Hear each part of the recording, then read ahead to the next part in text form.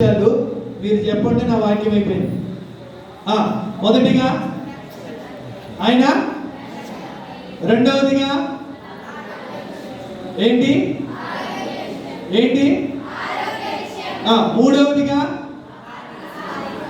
ఆర్థిక సహాయం విషయంలో ఆయన స్తుతించాలి.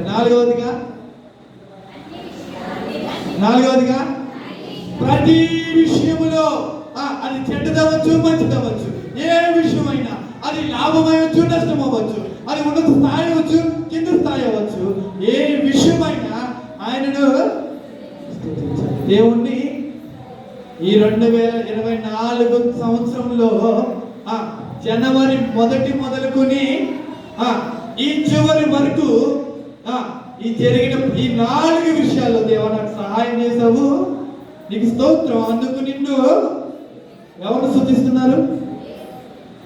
ఎవరు స్తున్నా? మాస్టర్ గారు, ఎవరిని స్తుతించాలి? ఎవరిని స్తుతించాలి?